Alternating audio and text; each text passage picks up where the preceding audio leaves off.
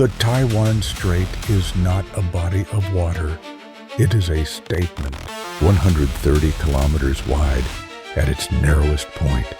On one side, the southeastern coastline of mainland China, where the world's largest navy has been modernizing at a pace that Western analysts spent 20 years underestimating. On the other, Taiwan, a democratic society of 23 million people under the most carefully calibrated geopolitical standoff of the 21st century. Ships do not simply pass through the Taiwan Strait, they make a statement. Every heading, every speed, every radio call, or deliberate absence of one, carries political weight parsed in real time by analysts in Beijing, Taipei, Washington, and Tokyo. The United States Navy has transited the Taiwan Strait consistently for decades. The legal basis is unambiguous. International waters, freedom of navigation. Unclose. These transits are not provocations. They are, in the careful language of the Pentagon, routine. The People's Liberation Army Navy does not consider them routine. At 5:31 a.m., the R. Lee Burke-class guided missile destroyer entered the southern approach of the strait, moving south at 15 knots on a flat, calm sea under a sky still entirely dark. The pre-dawn air over the strait carries a distinctive density, cooler and thicker than the midday heat, the kind of humidity that makes radar antennas bead with condensation and fills the bridge with a faint mineral scent of the South China Sea before any land is visible. Navigation lights on. AIS transponder broadcasting. Course 180 degrees. Speed 15 knots. Everything, in every observable parameter, routine. Routine is a word that means different things depending on which side of the geometry you occupy. At 5:47 a.m., 16 minutes into the transit, the Combat Information Center operator's voice cut through the background hum of electronics. Bridge, CIC, multiple surface contacts northwest, bearing 308 degrees, range 17.4 nautical miles. 3 contacts, formation spacing 1,200 yards, speed 20 knots, course 155 degrees. A pause. 4 seconds, enough to recheck the data. CPA estimate, 3,400 yards and closing. The officer of the deck acknowledged and turned toward the captain. The captain was already at the center bridge window. He had been there since 5:30 a.m., 17 minutes before the contacts appeared. His hands were clasped behind his back. 26 years of commissioned service produce a form of pattern recognition that is not intuition. It is the accumulated weight of having seen this situation or something structurally close to it, enough times that the shape of it arrives before the data confirms it. He had not known the contacts would appear at 5:47 a.m. He had known they would appear. Classification, he said. 2 Type 052D guided missile destroyers. Plan. +1 CCG cutter, China Coast Guard, leading the formation by approximately 800 yards ahead of the PLAN units. A Coast Guard vessel at the point, planned warships behind it. That arrangement was deliberate architecture. The CCG designation gave the formation a veneer of administrative authority, a law enforcement framing that Beijing could deploy in any subsequent diplomatic or media context. The planned destroyers were the substance. Together, they presented a message. This is Chinese administration of Chinese waters. Your presence here is not sanctioned. 3,400 yards. Closing. Bridge. CIC. CPA. Revised. 2,800 yards. Contacts increase speed to 24 knots. Closure rate accelerating. Time. 5:53 a.m. 24 knots was not a shadowing speed. It was an intercept speed, the velocity of a formation that intended to reach a specific point in the strait before the destroyer did, and establish a geometry there that would require a response. The cost of what was converging was not abstract. The two planned Type 052D destroyers represented approximately $1.6 billion each in current replacement value.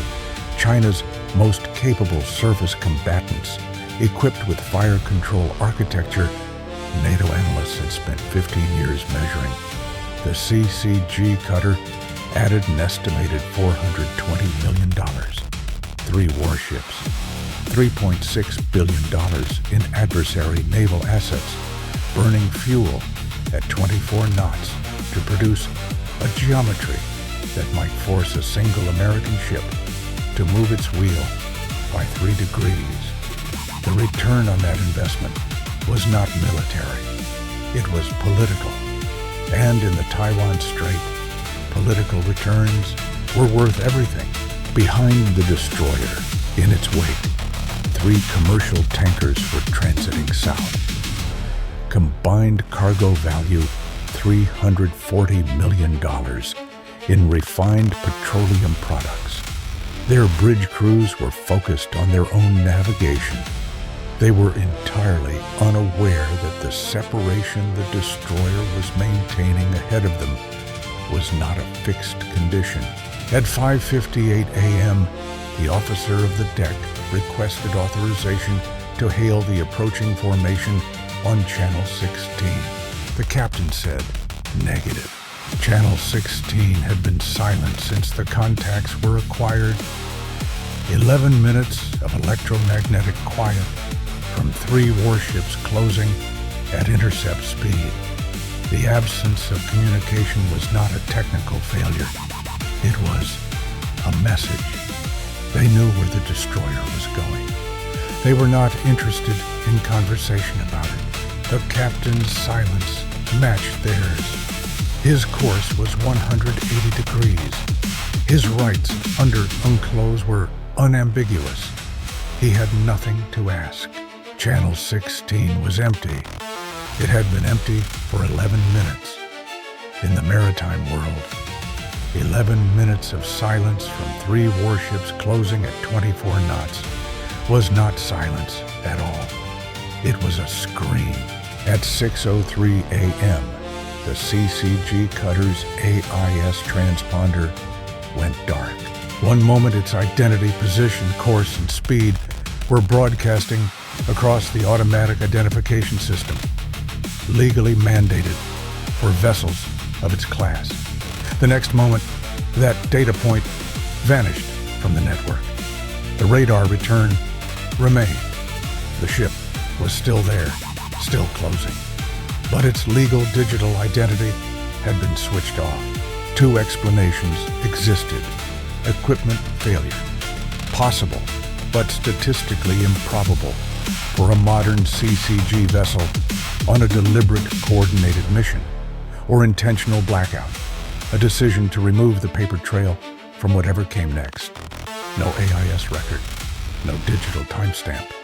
A clean data environment for whatever the next phase of this encounter would produce. In the CIC, that single data point changed everything. 2,200 yards. The CPA was updated. The formation geometry had clarified. CCG cutter on direct intercept with the destroyer's track. 2 planned destroyers flanking at 1,500 yards on either side. The shape was unmistakable. Box geometry, classic plan harassment doctrine, forced the target to choose between yielding to port, yielding to starboard, or holding course into the lead vessel. Any deviation was a concession. Film it. Broadcast it. The footage of a U.S. warship altering course to avoid Chinese vessels in what China claimed as sovereign waters would be worth more than any exchange of official statements. The captain had no intention of providing it.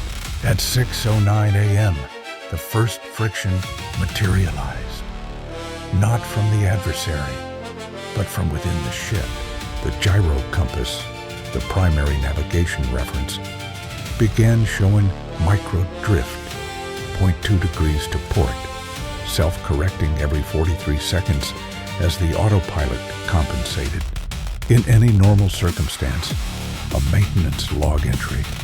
In this circumstance, with a three-ship formation closing from three sides, even 0.2 degrees of unintended drift was a problem.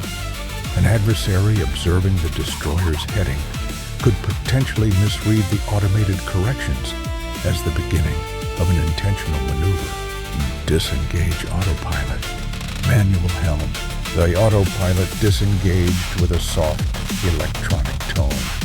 The helmsman's hands settled on the wheel. From that moment, the heading precision of the destroyer and the credibility of the message it was sending rested entirely in one person's grip. At 6:11 a.m., the captain made his calculation. He stood at the center bridge window. He had not spoken in 9 minutes. The officer of the deck had glanced in his direction twice. The look of a subordinate checking an instrument that usually provides guidance and finding its display unchanged. No signal came. The captain's hands remained clasped at his back. His eyes moved between the radar display and the horizon, lightening now in the east, the pre-dawn gray separating from the black overhead. To the northwest, the approaching running lights were distinct. 3 sets, the CCG cutter at center, the planned destroyers flanking, their green starboard lights visible without magnification. He had processed the adversary's options in the hours before first contact. The planned captains operated within formalized escalation doctrine, weighted against improvisation that might trigger consequences their command hadn't pre-authorized.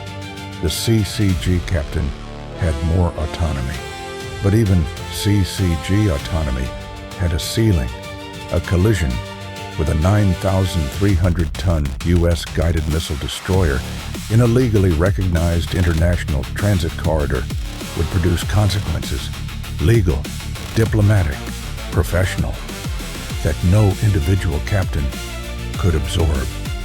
Everyone in this geometry was going to have to turn eventually. The captain had calculated who. He was waiting for the adversary to work through this same arithmetic. CPA, 1,800 yards, flat and factual from the CIC. Below 2,000 yards, maritime law considers close quarters maneuvering decisions active under coal regs. Below 1,000, the situation is aggressive. Below 500, it is a prelude to collision. The counter was at 1,800 and dropping, but the captain hadn't moved toward the radio, hadn't reached for the intercom, hadn't altered his posture by any observable degree. He was waiting for something the rest of the bridge couldn't see yet. EW contact, fire control radar, port side plan contact, type 05, 2D, MR90, band emission, standby mode, not active tracking solution, not weapons release, standby, time 6:14 a.m., CPA 1,400 yards, fire control radar in standby mode, not a targeting solution, not an engagement parameter transmitted, but a specific electromagnetic signature that every U.S. warship's EW system was configured to classify immediately. The port-side planned destroyer had activated the sensor with one functional purpose: measuring range and bearing to a target with sufficient precision for system employment. It had activated the first stage of that sequence and pointed it at the destroyer. This was escalation step 2. The formation had progressed from presence, closing at intercept speed in box geometry, to pressure, an active fire control radar emission in close proximity was an unmistakable demonstration. We have the capability, and we have activated the first stage of applying it. The captain received the EW report without visible reaction. Noted in the log, a pause. Seahawk status, ready on deck. Engines cold. Start engines. Hold on deck. Not launching. Starting engines, whose turbine heat signature was readable on the adversary's thermal imaging at current range. They would detect the startup. They were supposed to. CPA, 1,100 yards. The ventilation system cycled in the CIC. A coffee mug on the tactical officer's console vibrated faintly from engine harmonics, a sound usually unregistered, but in the quality of silence that had settled over the compartment, it was audible. Nobody spoke. 3 blips tightening against the center of the scope, the mathematics of their convergence producing a number that dropped every time the system refreshed. The helmsman was 23 years old. His hands were on the wheel at 10 and 2. The standing order was course 180 degrees, and the compass was on 180, and it had been on 180 for 24 consecutive minutes. Through the forward bridge windows, the CCG cutter was directly ahead. Its bow light a fixed white point that had been growing since 5:47 a.m., growing with the geometric inevitability of something on a constant bearing. The planned destroyers framed the forward view on both flanks, their running lights now large enough to judge distance without instruments. Every survival instinct in the human nervous system, older than training, older than the uniform, said turn. The physical experience of holding course while 3 warships closed a direct intercept path could not be reproduced in a simulator. The visual field fills. The geometry becomes something felt, not just something read on a display. His hands didn't move. Course 180. Course 180. Course 180. In the CIC, the tactical officer had run the nightmare scenario calculation, not kinetic action. The gray zone excludes that. Something with more complex consequences. Collision. A contact between the CCG cutter and the destroyer in a legally recognized transit corridor would cascade beyond any military reckoning. International Maritime Organization inquiry. Naval investigation boards running simultaneously with contradictory findings. Tribunal proceedings under UNCLOS. Environmental assessment if either vessel sustained fuel system damage in a waterway carrying $14 million in commercial cargo every hour. And the footage from whatever surveillance asset Beijing had positioned to record this encounter, because there was always a surveillance asset, would define the public narrative regardless of the facts. The $2.2 billion of commissioned U.S. naval capability holding that line existed alongside $340 million in commercial cargo transiting in its wake and $3.6 billion in Chinese naval investment burning $55,000 an hour. to test whether one American ship would move its wheel.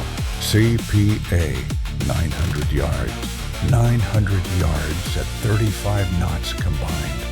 Less than 90 seconds to minimum approach. The bow wave of the CCG cutter was visible in the destroyer's forward camera. A white line of displaced water moving toward them across a dark sea. Launch the Seahawk, the captain said. At 6:22 a.m., the helicopter lifted from the flight deck and banked northwest. Dawn was beginning.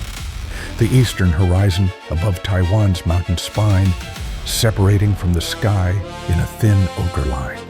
The Seahawk moved at 140 knots northwest. FLIR locked on the CCG cutter's superstructure. The thermal image was clear. Crew movement on the bridge. Heat signatures from the exhaust stacks. The warm metallic signature of a diesel plant that had been at high output for 90 minutes. At 6:24 a.m., the Seahawk established a hover 300 feet above and 250 yards ahead of the CCG cutter's bow, stationary in the air, rotor wash, drawing a circle of disturbed surface water directly in the cutter's approach path. Not a physical obstruction.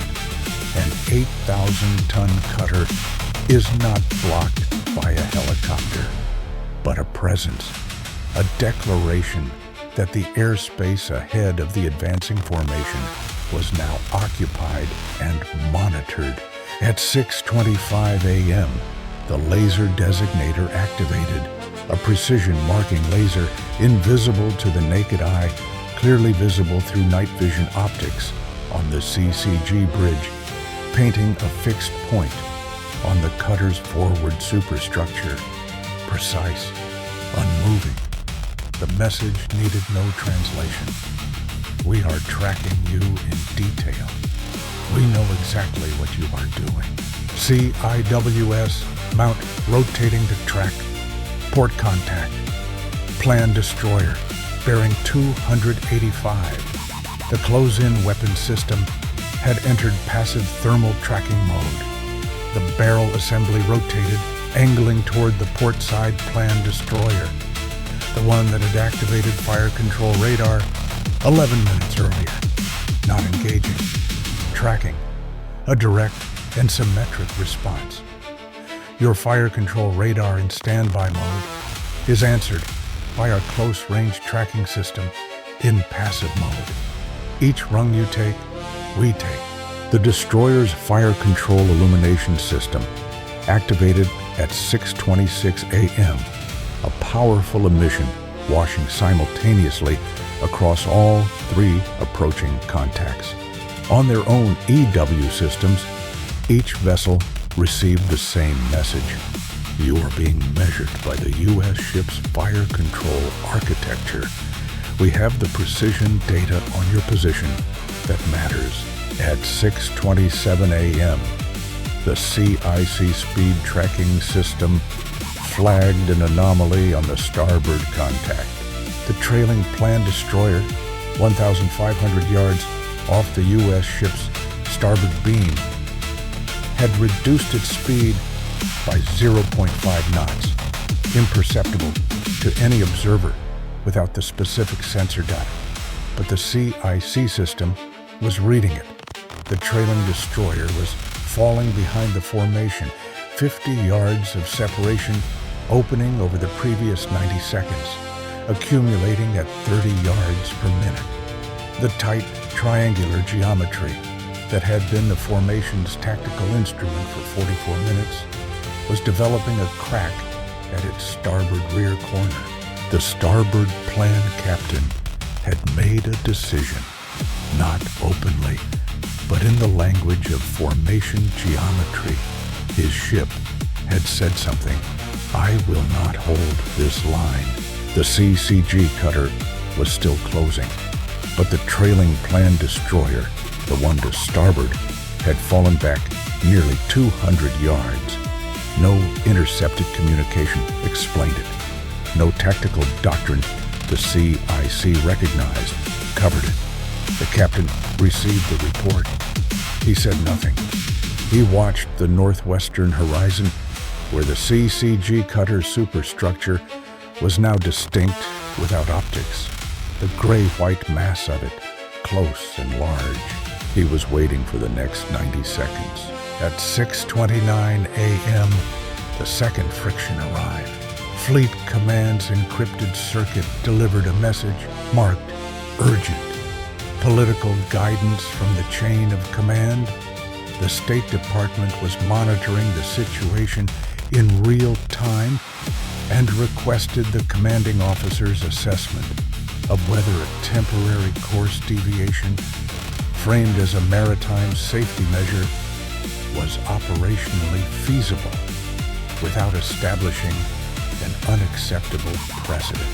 The ship's legal officer reached the CIC within 90 seconds, prepared to outline the rules of engagement implications. The captain listened to the first two sentences. Then, without turning from the window, note the message. Tell Fleet Command the situation is progressing and will be reported on completion. The legal officer withdrew. Political pressure from the chain of command. Formation pressure from three physical directions. 850 yards between the destroyer's bow and the CCG cutter's hull. The course held at 180 degrees. CPA 820 yards. At 6:31 a.m., the CPA counter stopped decreasing. In the CIC, the tactical officer watched the number hold at 820 yards for 3 seconds, then 4, then 6. The three contacts that had been tightening against the center of the scope since 5:47 a.m. were no longer converging. The CCG cutter's speed readout dropped 18 knots, 14, 11. Bridge, CIC. The tactical officer's voice carried a quality that hadn't been there before. The specific flatness of someone reporting something their own instruments are still confirming. CPA stabilizing, reading 820 yards. CCG lead contact decelerating. Speed now 9 knots and continuing to decrease. Through the forward bridge windows in the morning light, now sufficient to resolve features at distance. The bow of the CCG cutter shifted 3 degrees to starboard, not dramatically. No emergency course change. 3 degrees, the visual equivalent of a subtle angle, barely perceptible without a reference point. But in the geometry of a direct intercept course, 3 degrees was the entire difference between collision and passage. The bow was no longer pointed at the destroyer. The intercept map had broken. CPA 820 yards, holding, then 840, then 870. On the port side, the planned destroyer that had been carrying fire control radar in standby began showing bearing drift, its blip moving right on the CIC scope, the ship adjusting course, opening the port flank. The fire control emission that had been painting the U.S. ship since 6:14 a.m. ceased at 6:32 a.m. The starboard planned destroyer was 400 yards behind its station and continuing to open. CPA 910, 950. The corridor was reopening. The box had failed to close. No one on the bridge spoke for 90 seconds. The boatswain's mate unclenched his jaw. He registered this only when the unclenching sent a brief pressure through his molars, which told him the clenching had been sustained for some time. Without his awareness, the officer of the deck lifted his hand from the console edge he had been gripping for 22 minutes and found his forearm ached from sustained isometric effort. The helmsman maintained course 180 degrees. His breathing changed. The long exhale of a body releasing what 44 minutes of sustained tension had accumulated in the muscles and the mind. The captain remained at the center window. He watched the CCG cutter pass down the port side at 880 yards and continuing to open, its deceleration visible in the white water dropping off its bow. He watched the port plan destroyer's bearing angle shift, the ship moving away from the geometry it had held since 547. He watched the starboard gap widen on the radar display until the trailing destroyer was no longer within any meaningful formation distance at all. He stood at the window for another full minute. Then he turned. Recall the Seahawk. Secure fire control illumination.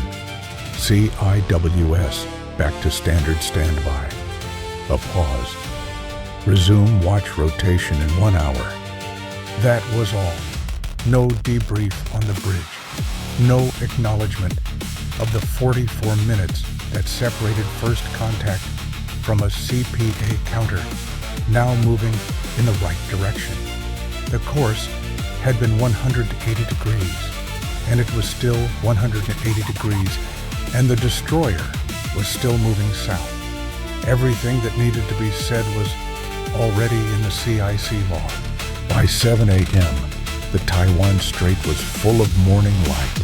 The sun had cleared Taiwan's central mountain range and turned the water from pre-dawn gray to the deep blue the strait holds on calm October mornings. A color that appears peaceful from altitude and is never peaceful at sea level.